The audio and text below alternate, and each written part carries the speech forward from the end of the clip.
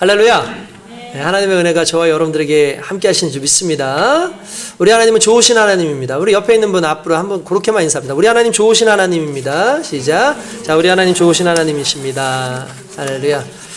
우리 하나님이 좋으신 하나님이라는 거 의심하는 사람은 아무도 없을 겁니다. 왜냐하면 하나님은 지금도 항상 날마다 우리와 함께 하실 뿐만 아니라 우리의 정말 기도하는 것, 그러니까 우리가 기도할 힘이 없어서 쓰러져서 정말 신음하고 있는 그때까지도 하나님은 우리의 이야기를 들으시고 우리의 신음까지도 들으셔서 응답하시는 좋으신 하나님입니다. 지금은 힘들고 어려운 상황 가운데 있을지 모르지만 반드시 하나님께서 이 모든 상황 속에서 우리를 이끄시고 또한 계획하신 그 섭리 가운데에서 승리케 하시는 귀한 복 주실 줄 믿습니다. 할렐루야. 아멘. 인도네시아 주변에 이런 섬들이 많이 있는데 한 섬에 가면은 큰 도마뱀이 살고 있습니다. 그 도마뱀 이름이 코모도 도마뱀이라고 하는 큰 도마뱀이 살고 있어요. 이들 중에서 어떤 것은 이제 3m가 넘기도 하고 무려 200kg에 달하는 그런 이 무게를 가지고 있다고 얘기합니다. 그러니까 상당히 큽니다. 그런데 이 코모도 도마뱀이 주로 멧돼지나 또는 사슴 같은 걸 잡아먹거든요. 근데 이제 멧돼지나 사슴 같은 것들을 잡아먹기도 하고 때때로 자기보다 훨씬 더 큰 물소 같은 것들을 잡아먹기도 한다라는 거예요. 그러면 궁금한 거죠. 얘네는 어떻게 저 날렵하고 힘센 놈들을 잡아먹을 수 있을까? 그렇다고 아주 치열하게 싸우는 것도 아니고 이빨이 아주 튼튼하게 생긴 것도 아닐 텐데 어떻게 그게 가능할까 해서 알고 봤더니 내용은 이런 것이었어요. 일단 코모도 도마뱀이 빠르지도 않아요. 슬슬 이렇게 다가갑니다. 슬슬. 그리고 동물들한테 슬슬 다가간 다음에 그러니까 동물들은 다가오는 건 알지만 그렇게 크게 위협을 못 느껴요. 그런데 슬슬 다가오다가 어느 정도 가까이 있을 때에 이 동물들 얼굴을 향해서 갑작스럽게 침을 한번 퇴 하고 뱉어요. 네. 침을 뱉는 거죠. 기분 상당히 나쁘겠죠. 네. 근데 침을 딱 뱉고 난 다음에 유유히 그냥 아무 일도 없었던 것처럼 사라져요. 그러면 이제 그걸로 끝인 것 같은데 며칠 뒤에 가보면 그 얼굴에 침을 맞았던 그 동물은요 비틀비틀 거리다가 거의 점점 죽어간다는 거예요. 그러면 가서 이 코모도 도마뱀이 목을 딱 물면 이제 그때 그걸 잡아먹는 그런 상황이 되는 거예요. 알고 봤더니 코모도 도마뱀 그 침 안에 수백 가지의 바이러스가 들어있대요. 그래서 그 코모도 도마뱀의 침을 맞는 그 순간에 바이러스가 몸에 들어가면서 그것이 그렇게 퍼지게 된다라는 거죠. 좀 비슷한 거 있지 않습니까? 코로나가 그렇죠. 여러분 코로나도 거의 대부분 뭐죠? 침. 이게 비말에 의해서 감염이 되지 않습니까? 그러니까 침 속에 바이러스가 있고 그게 조금만 튀어도 우리에게 치명적인 어떠한 그런 문제를 일으킬 수 있는 게 이게 이런 거예요. 그러니까 제가 보니까 코모도 도마뱀, 코로나 다 코씨인데 이게 좀 문제가 많은 것 같아요. 근데 어쨌든 여러분들 이런 것이 저는 또 나름대로 의미가 있다고 생각하는 게 여러분 침이 얼마나 중요합니까? 여러분 침이 상당히 중요해요. 왜냐하면 침이 없으면 소화가 안 돼요. 아시죠? 침이 없으면 음식을 삼키질 못하고요. 또 침이 없으면 입안에 세균이 번식을 합니다. 그리고 침이 없으면 대화하기가 힘들어요. 침이 없으면은요, 숨쉬기조차도 힘들어요. 그래서 침이라는 것은 상당히 중요한 것이고, 이런 우리의 침이 우리의 건강뿐만 아니라 여러 가지를 지켜주는 좋은 역할을 하는데, 거기에 만약에 바이러스가 침투를 하게 되면 어떻게 되겠습니까? 침은 오히려 우리를 살상하는 강력한 무기가 될 수 있겠죠. 여러분, 이걸요, 신앙적인 부분에서 대비를 해본다면, 사단이 이런 방식을 쓴다라는 거예요. 사탄은요, 우리에게 아주 강력하게 다가와서 막 우리의 삶을 막 흔들어 놓잖아요. 막 이렇게, 물론 그럴 때도 있죠. 그럴 때 쓰러질 때도 있죠. 근데 대부분 어떻게 다가오면 조심히 다가와서 우리에게 어떠한 나름대로 침처럼 그렇게 그냥 뭔가를 툭 뱉고 가는데 미미한 것 같은데 그 미미한 것 속에서 엄청나게 우리에게 피해를 주는 그런 요소들이 실은 들어있다라는 사실이에요. 여러분, 정말 미미한 침 몇 방울 뱉는 것 같은 행동이지만 그 침 몇 방울 같은 작은 것 속에 들어있는 수많은 유혹거리와 수많은 죄적 요소들로 인해서 우리가 하나 둘씩 쓰러져 가는 그런 상황이 온다라는 거예요. 이게 무슨 말이냐? 우리가 알지 못하는 그것이, 우리는 문제라고 생각하지 못했던 그것이 어느 순간 우리에게 문제로 다가오고 우리를 넘어뜨리는 그런 것인데, 뭐냐 하면은요, 교만, 욕심, 원망, 분노, 시기, 질투, 게으름, 쾌락, 음란, 돈을 사랑함, 이런 모든 것들, 사탄은 조심스럽게 우리 마음에 이런 것들을 통해서 위장된 단어로 다가오게 해요. 침은 상당히 좋은 것이지만 그 안에 바이러스가 들어있으면 위험한 것처럼 우리에게 상당히 좋은 것처럼 위장을 했지만 실은 그 속에 숨겨져 있는 악한 죄적 요소들이 담겨져 있는 것들이 상당히 많이 있어요. 그게 어떻게 하냐면, 교만이나 시기나 질투나 욕심이나 돈을 사랑함은 성공이라는 이름으로, 또는 자기 발전이라는 이름으로, 때때로 자아 실현이라는 이름으로 우리에게 다가와요. 또한 원망, 분노, 미움, 폭력을 정의, 정당함, 또는 자기보호라는 이름을 가지고 그렇게 다가옵니다. 뿐만 아니라 게으름이나 쾌락이나 음란을 사랑, 평화, 자유, 인권이라는 이름으로 포장을 해가지고 어느 순간 우리에게 다가온다는 거예요. 그러면 우리는 알지도 못하는 그 상황 속에서 자연스럽게 죄적 요소가 우리 속에 들어와서 자연스럽게 그것이 우리를 죽이는데, 문제는 뭐냐면 그렇게 되어지는 순간 우리가 하나님과 끊어진다는 사실이에요. 그렇게 되어지는 순간 하나님의 말씀이 들리지 않고 세상만 보이고 하나님과 멀어지고 내 영이 죽어가는 안타까운 그런 상황이 온다는 거예요. 그리고 내가 원하는 하나님의 모습만 바라보려고 하고 하나님께서 원하시는 삶에 대해서는 집중하지 않는 안타까운 모습이 우리 손에 오면서 점점 죄의 나락으로 빠져갈 수밖에 없다는 사실이에요. 그래서 우리에겐 위장되어서 상당히 좋은 것처럼 다가오지만 그러한 것들 몇 가지를 맛보고 난 다음부터는 그 속에 숨겨져 있는 죄적 요소들이 우리를 넘어뜨리고 있다는 걸 생각한다면 우리는 늘 날마다 조심하고 우리는 날마다 하나님의 은혜 가운데에서 이 모든 것을 이기기 위해서 애써야 될 줄로 믿습니다. 결국 이러한 이 바이러스라든지 이런 것들, 여러분 일반적으로 바이러스를 이기기 위해서 나오는 게 뭐죠? 오늘날? 물론 치료제도 있겠지만 백신이죠, 백신. 최근에 이제 계속해서 우리가 이제 이 신문이라든지 또는 매스컴에 계속 나오는 게 이 백신 접종에 대한 이야기 아닙니까? 그래서 영국은 이미 화이자의 그 백신을 맞고 있다. 뭐 모더나 백신이 뭐 언제 나온다. 뭐 그러면서 여러 가지 뭐 백신에 대해서 이야기가 나오지 않습니까? 우리도 마찬가지예요. 이 사단이 우리의 인생 가운데 다가오는 온갖 바이러스를 이길 수 있는 방법이 뭐냐면 우리 인생에 백신이 놓여져야 된다는 거예요. 여러분, 그럼 백신은 어떻게 놓는지 아십니까? 여러분, 백신의 원리가 뭔지 아세요? 백신의 원리. 백신을 만들 때 이거는 백신을 만들어 가지고 결국 백신이 우리 몸에 들어온다는 건 항체를 형성시킨다는 거예요. 항체를. 그러니까 바이러스가 들어와도 내 몸에 항체가 있어 가지고 바이러스를 내쫓는 그런 역할을 해주는 거예요. 그거의 백신의 역할인데, 백신을 만들 때 가장 주 원료가 뭔지 아십니까? 바이러스입니다. 그러니까 바이러스를 가지고 백신을 만드는 거예요. 그래서 그 바이러스를 연구를 해서 이 바이러스가 살아있는 바이러스가 들어오면 이거는 몸에 문제가 생기겠죠. 그러니까 이 바이러스를 죽은 바이러스라든지 아니면은 그 바이러스의 일정한 단백질 효소라든지 어떤 그런 것들을 떼가지고 이걸 백신으로 만들어서 우리가 접종을 하는 거예요. 그러면 접종을 하게 되면 어떻게 될까요? 이제 바이러스가 들어와도 여기에 그걸 감당할 수 있는 항체가 생긴 거죠. 그러니까 죽은 바이러스 이런 것들이 들어오니까 몸에서 이것들을 내보내려고 하는 항체가 생기는 거예요. 그러니까 면역력이 생기는 거죠. 자연스럽게. 그게 백신의 역할인 거예요. 그러니까 백신은 낫게 해주는 역할을 하는 게 아니라 이 바이러스가 들어왔을 때 미리 몸 안에 그러한 바이러스와 비슷한 어떠한 그런 것들을 넣어서 그 바이러스가 왔을 때 그 바이러스를 이길 수 있는 힘을 길러놓는 거예요. 이게 간단히 말해서 이 항체의 특징이고 백신의 특징이라는 거죠. 하나님께서도 우리에게 그렇게 하신다는 거예요.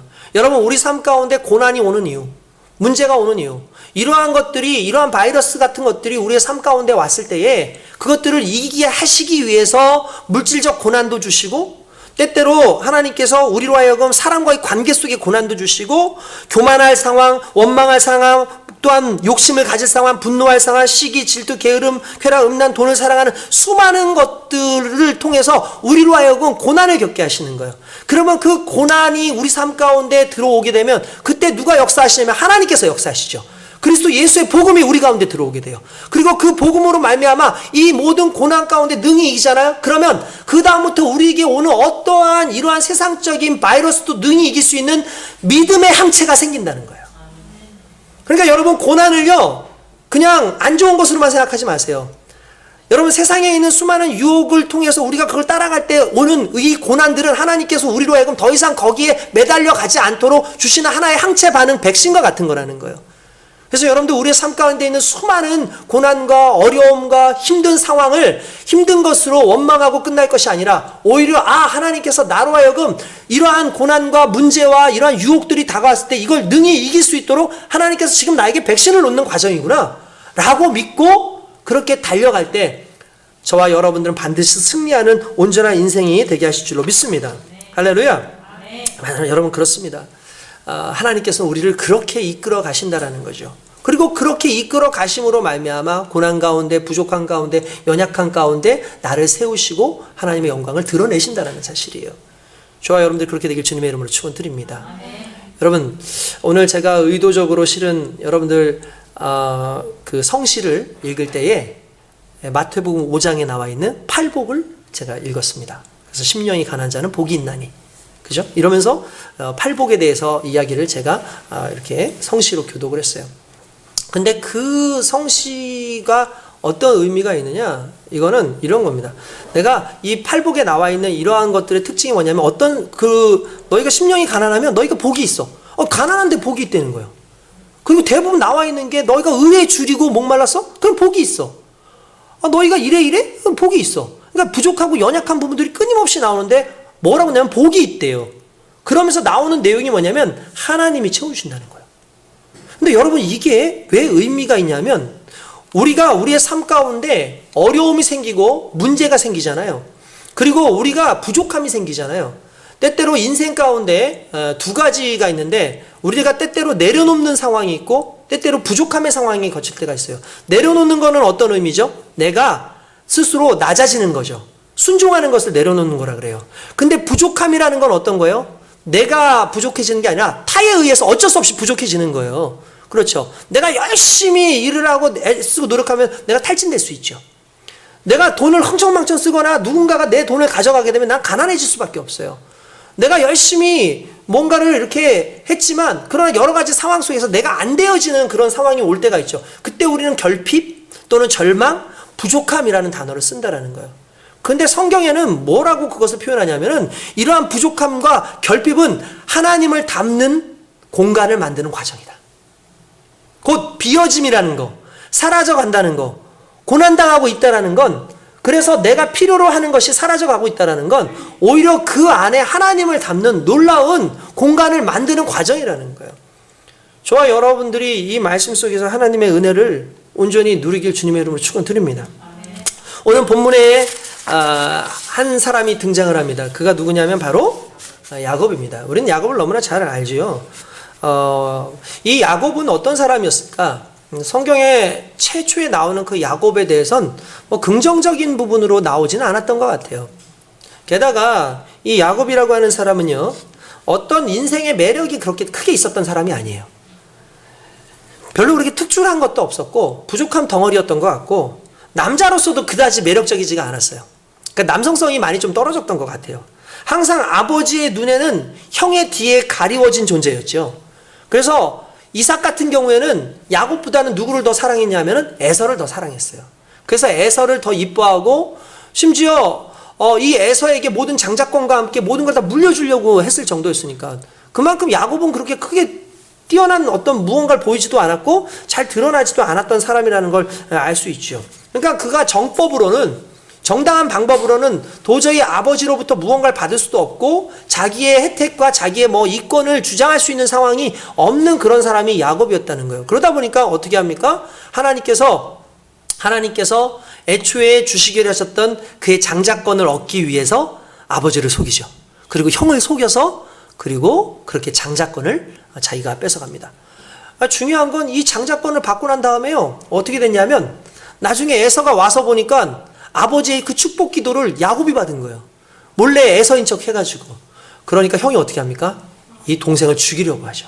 겁이 났어요. 야, 나 이러다가 우리 형한테 죽겠다. 나 큰일 났다. 빨리 도망가야겠다. 해서 도망을 가기 위해서 이제 준비를 하던 중에 엄마가 그렇게 얘기합니다. 어머니 부가가 야, 저쪽에 하란이라는 곳에 가면은 너희 외삼촌 라반이 있다. 그 집에 가면은 너가 거기에서 한동안 숨어서 있을 수 있으니까 너희 형한테 잡히기 전에 빨리 도망가라 합니다. 광야에 익숙해 있던 그 에서가 이 야곱을 잡는 건 정말 시간 문제인 거죠. 그러니까 이 야곱이 말 한 필 없이 뭐 하나 없이 그냥 무조건 죽어라 달려가는 거예요. 막 한참 동안 가야 됩니다. 몇백 킬로가 되는 그 거리를 막 가야 되는 그 상황 가운데 하루에 적어도 제가 보기에는 한 20시간 정도는 막 달렸을 것 같아요.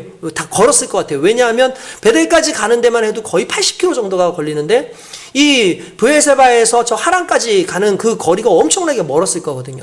그러니까 그 길을 가기 위해서 가는데 여러분 광야라는 곳이 얼마나 힘든 곳입니까? 태양빛이 있고 밤만 되면은 그 주변으로 온갖 짐승들이 먹이를 찾아서 어슬렁거리고 있는 그때 혼자 외로이 그것도 쉼없이 막 하고 달려가고 뭔가 챙겨갈 수도 없는 상황이죠. 완전히 자기는 거지예요. 거지 같은 애. 뭔가를 들고 갈 수 없잖아요. 그러니까 다 내려놓고 무조건 그냥 맨몸으로 가는 그 상황 속에서 그가 어쩔 수 없이 자기가 의도해서가 아니라 어쩔 수 없이 지쳐서 더 이상 갈 수 없어서 쓰러져서 잠이 들어요. 이건 어떻게 보면은 여러분 뭐 다른 말로 할 필요가 없겠죠. 이거는 그의 의도도 아니었고 그가 쉬고 싶어서 그랬던 것도 아니고 그냥 거기서 쓰러져서 잔 겁니다. 더 이상 어떻게 방법이 없으니까 말 그대로 완전히 번아웃이 된 거죠. 그러니까 언제 자기를 찾아올지 모르는 그 형 앞에서 완전히 쓰러져가지고 거기서 쓰러져가지고 모든 것을 포기하고 이제는 믿을 수 있는 건 딱 한 분, 하나님밖에 없어. 왜냐면 이제 자기가 여기서 이제 더 이상 살 수 있는 방법이 없단 말이에요. 밤중에 와가지고 짐승들이 오든지 형이 오든지 그럼 난 죽는 거예요. 그러니까 더 이상 어떻게 할 수 없는 그 상황에 쓰러져가지고 멈춰있는 그때에 하나님께서 은혜를 주셔요. 멈춰있는 그때에, 움직이는 그때가 아니라 아무것도 할 수 없어서 모든 걸 포기해야 하는 그때에 하나님이 움직이시더라는 거죠. 갑자기 피곤해서 누워있는 그때에 하늘에서부터 환상이 보이는데 사닥다리가 하늘까지 와 있는데 주위에 사자들이 왔다 갔다 하는데 갑자기 하늘에서 음성이 들리는데 그 음성이 뭐냐면 하나님의 음성이었어요. 내가 너와 함께 할게. 내가 너를 지킬게. 내가 너와 함께 할 거니까 너 걱정하지 마. 내가 너를 편안히 갔다가 다시 편안히 돌아가게 하고 여기 있는 이 모든 지역 이 땅을 너의 자손들에게 줄게. 걱정하지 마 라고 말씀하시는 거죠. 그때 위로함을 받아요. 야곱이 그때 일어나서 깜짝 아침에 일어나가지고 뭐냐면 야 하나님이 멀리 계신 게 아니라 하나님이 여기 계셨다. 내가 이제야 알았다라고 그렇게 이야기를 한다는 사실이에요. 저는 여기에 상당히 큰 의미가 있다고 생각합니다. 그게 뭐냐면 여러분 보세요. 이 베델 사건, 이걸 베델 사건이라 그래요. 그러면서 원래는 루스라고 하는 지역의 이름이었는데 갑자기 야곱이 이 이름을 여기는 베델이다 해서 그 다음부터는 베델이라고 불립니다. 베델이라는 뜻은 하나님의 집이라는 뜻이에요. 그런데 여기에서 왜 제가 의미를 두는 거냐면 이 베델에서 만난 하나님의 사건은 어떻게 보면 본인의 의지는 아니었죠. 의도는 아니었죠. 어쩔 수 없는 그 상황이었어요. 근데 그 어쩔 수 없는 그 상황을 만드신 하나님의 계획이 있었다라는 거예요. 왜 그랬을까? 이런 겁니다. 이 야곱은 평소에 하나님에 대해서 잘 몰랐어요. 왜 그러냐? 그는 항상 그가 듣는 하나님은 아버지를 통해서 듣는 하나님이에요. 아버지가 하나님에 대해서 이야기해줘요. 어머니가 하나님에 대해서 이야기해줘요. 주변 사람들이 하나님에 대해서 이야기해줘요. 그러니까 자기가 직접 하나님을 만나본 적이 없어요.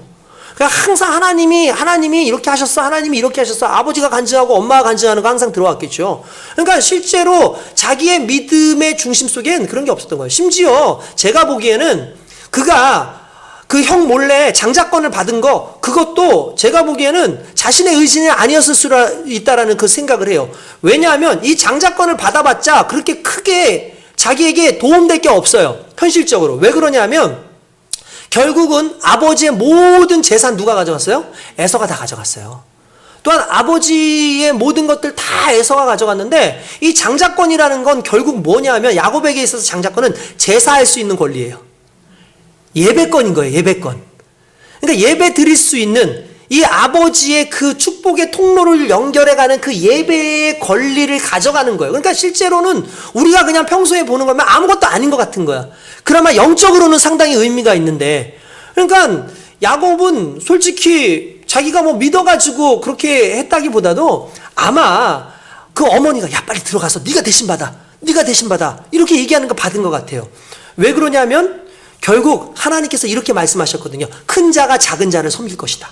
이 이야기를 그 이삭과 그리고 리브가에게 말씀을 해주셨는데, 이 이야기도 야곱이 직접 들은 게 아니에요. 작은 자였던 야곱이 직접 들은 게 아니라 그것도 아버지가 얘기해 줬을 거고, 아버지는 얘기도 안 했을 거예요. 누가 얘기를 했냐면 엄마였던 리브가가 얘기를 했겠죠. 그러니까 저 장자권은 네가 받아야 돼, 저 장자권은 네가 받아야 돼. 자기 의지가 아니었을 거라는 거예요. 그러니까 어쩔 수 없이 그걸 받았겠죠. 근데 아이고 받아놨더니 웬걸 이거 별거 아닌 것 같은데, 이거 받아놨더니 하나님께서 복을 주시는 이런 거는 둘째 치고 당장 내가 죽게 생긴 거지.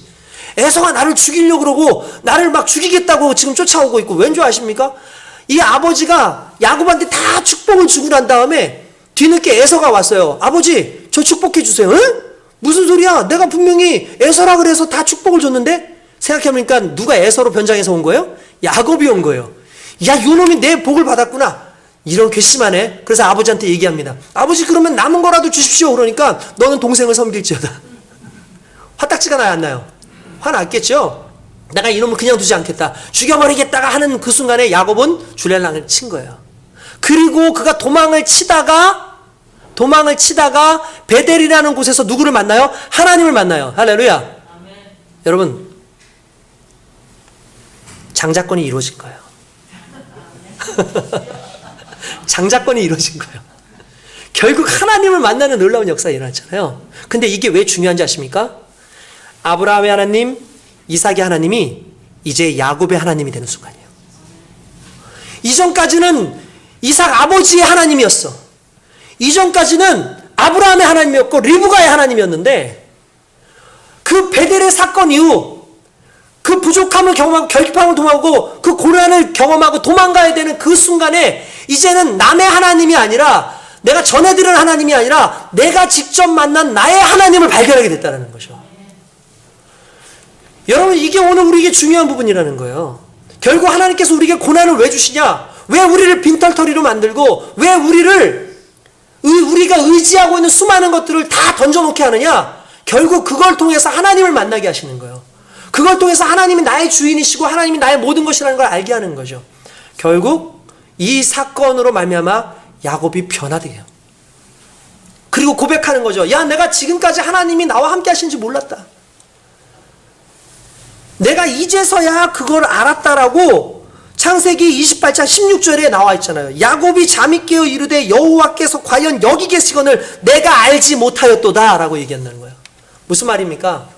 하나님은 어떤 일정 장소에 계시는 하나님 아니죠. 항상 우리와 함께 하시는 하나님이죠. 근데 그 하나님을 못 봤어요. 몰랐어요. 왜냐하면 아버지가 채워줬고 어머니가 채워줬고 환경이 나를 채워줬고 이런 좋은 것들이 나를 다 채우고 있으니까 하나님 볼 이유가 없었어요. 근데 어느 순간 아버지도 안 계시고 어머니도 안 계시고 내 삶 가운데 아무것도 없고 말 그대로 부족과 결핍과 절망의 상황이 오니까 그때 멈춰지게 되죠. 여러분, 자동차가 달려가다가 언제 멈춰집니까? 기름이 떨어지면 멈춰질 수밖에 없는 상황이 오지 않아요? 그때는 내가 가고 싶어도 못 가는 게 그때의 그런 상황이잖아요. 그러니까 완전히 멈춰진 상황이 온 거죠. 완전히 부족한 그런 상황이 온 거죠. 그때 우리가 하는 행동이 뭔지 아십니까? 주위를 보기 시작한다는 거예요. 뒤를 살펴보고 옆을 살펴보기 시작하죠. 멈춰주니까 도대체 여기가 어디야? 이러면서 멈춰서 보는 거죠. 달릴 때에는 보지 못했던 것들. 그런데 멈추는 그 상황에서 내가 주변을 보니까 주변이 보이기 시작하는 거예요. 그리고 내가 멈췄을 때 누가 보이는 거예요? 하나님이 보이는 거예요. 나와 함께 하시고 내 속에서 역사하시는 그 하나님. 오늘 저와 여러분들이 그 하나님과 함께하는 줄 믿습니다. 아멘. 여러분, 부족함, 환난, 고난 이런 모든 것 가운데에서도 나와 함께 하시는 그 하나님을요, 여러분 감사할 수 있는 마음이 있길 원합니다. 아, 내가 이렇게 어려운 것, 이렇게 힘든 상황 속에서 결국 하나님께서 나를 만나주시는구나. 고난 가운데에서 하나님께서 나에게 백신 한 방을 놔주실 뿐만 아니라 나로 하여금 세상 가운데 능히 살 수 있는 은혜를 주시는구나. 그래서 그렇게 만나주셔서 야곱을 만나주시죠. 그런데 이러한 사건이 또 한 번 나타나요. 이 야곱이 멈춰져야 되면 그냥 어쩔 수 없이 더 이상 아무것도 할 수 없는 그런 존재로서 정말 절망감을 느낄 수밖에 없었던 그런 사건. 그게 뭐냐면 바로 야복강 사건이에요. 그가 라반을 만나죠. 라반을 만나가지고 자기의 힘든 모든 상황을 얘기하고 거기에서 일을 하지 않습니까? 그래서 가정도 꾸리고 거기서 나름대로 재산도 얻고 결국은 그 분쟁도 있고 하니까 결국 나와야 돼요. 그래서 아버지한테로 돌아가야 됩니다. 아버지한테로 돌아가는데 갑작스럽게 전보가 왔습니다. 뭐냐면 저쪽에서 에서가 병사들을 이끌고 너를 죽이러 온다. 와, 이건 진짜 돌아가지도 못하고 어떻게 할지도 모르는 거예요. 또 멈춰야 되는 상황이 온 거예요. 그 상황에서 야복강가에서 서서 멈췄습니다. 그때 또 하나님께서 만나주세요. 그때까지만 해도 또 대답 없었던 하나님이 그 베델에 만났던 그 하나님이 그를 만나주셔서 그와 씨름하시고 그리고 그의 이름을 이스라엘이라고 이름을 정해주시고 네가 하나님과 겨루어 이겼어. 너는 하나님과 겨루어 이긴 자야. 그러면서 그를 복 주시고 그의 인생을 책임지시겠다고 약속하셨다는 거죠. 야곱의 하나님에서 이제는 이스라엘이라는 이름을 주시면서 이스라엘의 하나님으로 바뀌는 과정이라는 거예요. 결국 절망의 순간마다 하나님께서 우리를 나타나셔가지고 우리의 하나님이 되어주시는 거예요. 나의 하나님이 되어주시는 거예요. 부족한 상황 가운데 어려운 상황 가운데 하나님께서 오셔서 우리를 만지실 뿐만 아니라 우리 속에 역사하신다는 그 하나님의 역사는 오늘 저와 여러분들에게 큰 은혜가 되는 줄 믿습니다. 제가 최근에 책을 읽고 있습니다. 그 읽는 책의 제목이 부족함이라는 책이에요. 최병락 목사님이 이렇게 지으신 책인데 제가 그분 설교를 듣고 난 다음에 이분 우연찮게 이분 책을 한번 보게 됐어요. 근데 내용이 상당히 좋더라고요. 근데 그 내용 중에서 오늘 제가 여러분들한테 설교하면서 이 내용을 상당히 좀 여러분들 많은 부분을 좀 이야기하고 있는데 하나님께서는 부족함을 통해서 하나님의 강함을 드러내시고 그 부족함을 인식하고 그 부족함을 그냥 있는 그대로 받아들이는 그 순간에 하나님은 반드시 그 부족함이 부족함으로 끝나지 않게 하신다는 걸 얘기한다. 그 얘기를 하시면서 어떤 얘기를 하냐면 강영우 박사님에 대해서 이야기를 하셨어요. 강영우 박사님. 강영우 박사님은 누구시냐면은 이분은 상당히 유명한 분인데 이분은 시각장애인입니다. 그런데 이분은 시각장애임에도 불구하고 유학을 가서 미국의 피츠버그 대학교에서 박사학위를 받고 미국에 있는 보건복지부 차관보까지 올라가셨던 분이에요. 대단한 분인 거죠. 그래서 이분이 아주 입지전적인 그런 인물입니다. 그런데 이 강영우 박사님에 대한 아들 2명이 있었어요. 그런데 이 두 아들 중에 특별히 큰 아들이연 강진석이라고 하는 형제가 있었는데 그 형제에 대한 이야기가 거기에 나와요. 뭐라고 하냐면 강영우 박사가 하루는 우연히 초등학교 다니던 아들의 그 진석이라고 하는 그 아들의 일기장에 담긴 내용을 아내로부터 듣게 됩니다. 근데 내용이 어떤 얘기냐면은 우리 아빠는 앞을 보지 못하는 시각장애인입니다. 그래서 나랑 자전거도 타지 못하고 공 던지기도 하지 못하고 우리 아빠는 함께 할 수 있는 것이 아무것도 없습니다. 이렇게 써놓은 거예요. 그러니까 아버지가 상당히 가슴이 아프지 않겠습니까? 마음이 아프셔. 그러니까 이 아버지가 너무나 속이 상한데 그냥 아무 말 하지 않고 기도하고 난 다음에 책 한 권을 들고 아들 침대로 갔어요. 그러니까 침대에 아들이 이렇게 누워있지 않습니까? 그러니까 누워있는데 갑자기 그래요. 진서가 아빠가 신기한 거 보여줄까? 그래요. 그러니까 뭔데요? 그래요. 그러니까 아빠가 자가 잘 봐. 이야기 들려줄게 하면서 불을 딱 끄고 난 다음에 점자로 된 동화책을 읽는 거예요. 불을 껐는데도 이 동화책을 읽는 거예요. 동화책을 막 하면서 아빠는 깜깜한 데서도 글을 읽을 수 있지. 그러면서 아이한테 하면서 얘기를 해주더라는 거예요. 그리고 아이가 잠들 때까지 그 동화책을 읽어줬다는 사실이에요. 그리고 난 다음에 이 아이가 학교에 가가지고 자랑하기 시작하는 거예요. 너희 아빠는 눈 감고 책 읽을 수 있어? 우리 아빠는 불 꺼진 방에서 내가 잠들 때까지 얘기해주는데 한자도 안 틀리고 얘기를 해주는데 얼마나 재밌는지 몰라. 너무너무 재미있어. 와, 너네 아빠 진짜 멋지다.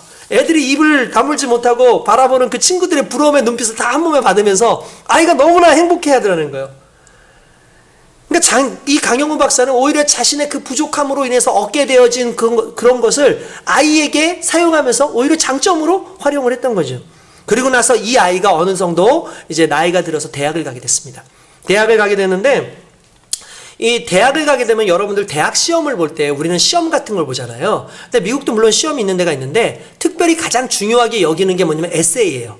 뭐냐면 이렇게 수필 같은 걸 쓰게 해요. 그래서 자기소개서인데 자기소개서를 쓰게 하면서 그걸 하나의 에세이처럼 쓰게 하는데 이 진석이라고 하는 이 친구가 쓴 그 에세이 제목이 뭐냐면 어둠 속에서 들려주는 동화 이야기였어요. 그리고 자기가 어렸을 때 아버지에 대해서 원망하고 불평하고 우리 아버지는 날 놀아주지 못해. 우리 아버지는 아무것도 할 수 없어. 우리 아버지는 저 눈에 안 보이는 게 최고의 맹점이고 그 보이지 않는 그것이 그분에게 있어서는 나로 하여금 모든 걸 다 잃어버리게 해 라고 그렇게 생각했는데 그때 아버지가 와서 점자 동화책을 읽어주는 그 순간에 아버지에 대한 생각이 바뀌었다는 거예요. 그리고 자신도 우리 아버지와 같은 그런 어려움 가운데 있는 사람들을 어떻게든 내가 돕고 그들에게 함께하고 싶다라는 마음으로 내가 이 의대에 지원하게 됐습니다. 라고 해서 이 에세이를 듣고 본 모든 교수들이 감동을 받은 거예요. 그래서 미국 최고의 대학에 입학을 하게 된 거죠. 그 이후에 놀랍게도 그가 의사가 됩니다. 그리고 하나님께서 그 사람을 사용하셔서 눈을 치료하기 위해서 의사가 됐는데 무려 3만 번 이상의 눈 수술을 집도하고요. 워싱턴 포스트지가 선정한 2011년 최고의 슈퍼닥터로 뽑히게 됐다는 거예요. 놀라운 사실 아닙니까? 강영호 박사의 보이지 않는 눈을 3만 명 이상의 사람의 눈을 뜨게 만드는 원동력으로 사용하셨다는 거예요. 그러니까 우리는 부족함 그러면 그 부족함 때문에 아무것도 할 수 없다고 생각하지만 하나님께서는 그 부족함 속에서 하나님의 방법을 사용하시고 그 방법을 통해서 수많은 역사를 일으키신다는 사실을 믿으시기 주님의 이름으로 축원드립니다. 철학자 블레즈 파스칼이라고 하는 사람은 팡세에서 이렇게 얘기했어요. 내가 망원경을 들고 하늘을 보면 별이 보이지만 내가 눈을 감고 하늘을 보면 하나님 나라 보인다. 여러분, 강영호 박사님 육신의 눈은 멀었지만 오히려 매일 날마다 하나님을 발견하고 하나님을 보고 하나님과 교제하는 그런 놀라운 삶을 저는 살았을 거라고 믿습니다. 할렐루야. 결국 부족함은 더 큰 것을 보는 눈을 열어주는 거예요. 수천 곡 찬송가를 작곡했던 분 중에 이제 제인 크로스비라고 하는 여사님이 있습니다. 이분도 시각장애인이었어요. 근데 이분이 정말 많은 그런 찬송 시들을 쓰고 찬송가를 작곡했던 분입니다. 상당히 유명한 분이에요. 제가 좀 이따가 어떤 찬양 들려드리면 아시게 될 텐데 하루는 이 크로스비 여사한테 누가 물어본 거예요. 만일 하나님께서 당신의 눈을 뜨게 해주신다면 당신은 무엇을 보고 싶습니까? 라고 물어봤던 거예요. 그러니까 이 크로스비 여사가 이렇게 대답합니다. 저는 주님이 제 눈을 뜨게 해주신다고 해도 저는 거절하고 싶어요. 이렇게 얘기를 했어요. 이게 무슨 말입니까? 그러니까 천국에 가면 어차피 시각장애인도 없을 것이고 그때는 누가 다 눈을 다 뜰 텐데 저는 제가 눈을 뜨고 제일 먼저 보는 얼굴이 우리 예수님이었으면 좋겠어요. 라고 그렇게 얘기를 하는 거예요. 그때까지 제 눈을 간직하고 싶어요. 라고 얘기해요. 세상을 보지 못하고 세상에 어두운 것, 세상에 좋지 않은 것 그런 걸 보지 못하게 하신 하나님의 은혜를 오히려 찬양하더라는 거예요. 그리고 하나님 앞에 찬송시를 쓰고 날마다 주님을 보면서 그렇게 살아가고 있다고 자기가 고백을 하는 그 찬송시로 쓰여졌던 찬양이 이거예요. 주 안에 기쁨 누림으로 마음의 풍랑이 잔잔하니 세상과 나는 간 곳 없고 구속한 주만 보이도다. 이것이 나의 간증이요 이것이 나의 찬송일세. 나 사는 동안 끊임없이 구주를 찬송하리로다. 할렐루야. 아멘. 이 찬양을 지었어요. 세상과 나는 보이지 않고 간 곳 없는데 내 눈에 항상 구속하신 우리 주님만 보입니다. 이게 그의 고백이었다는 거죠. 내 삶에서 세상이 사라지고 내 삶 가운데 수많은 것들이 사라지고 내 삶 가운데 모든 조건이 사라지는 그 순간에 내 눈에는 주님만 보여요. 내가 주님을 못 보는 이유는 내가 가지고 있는 것들이 너무 많아서예요. 내가 주님을 못 보는 이유는 주님보다 더 잘 보이는 것들이 내 삶 가운데 있기 때문이라는 거죠.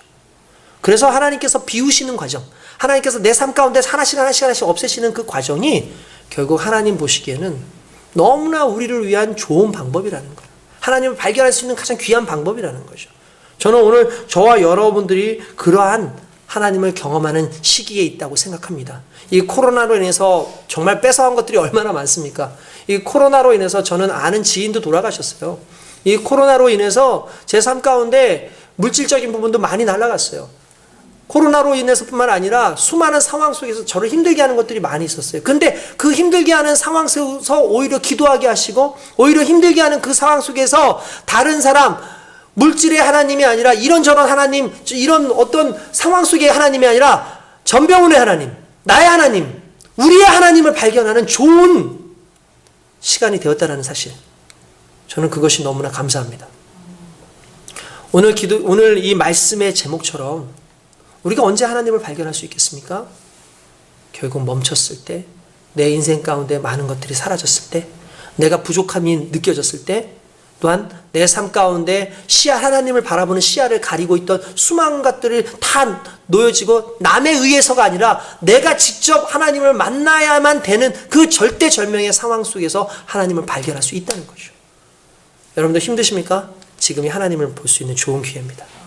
여러분 지금 여러 가지 많은 상황 속에서 오히려 하나님께 기도하고 하나님께 나아갈 때 하나님께서는 저와 여러분들에게 은혜 주시고 힘 주실 줄 믿습니다. 할렐루야. 하나님의 은혜가 있기 원합니다. 여러분들도 제가 오늘 이 설교를 하면서 제가 읽었던 책이 부족함이라고 하는 그 책이었는데 제가 참 은혜를 많이 받았어요. 여러분들도 기회가 되시면 그 책 한번 사서 이렇게 보시면 좋을 것 같고요. 부족함이 있을 때 그 부족함을 채우시는 하나님을 경험하기가 쉽다. 이 사실 앞에서 하나님 앞에 늘 감사하는 저와 여러분 되시길 주님의 이름으로 축원드립니다. 기도하겠습니다.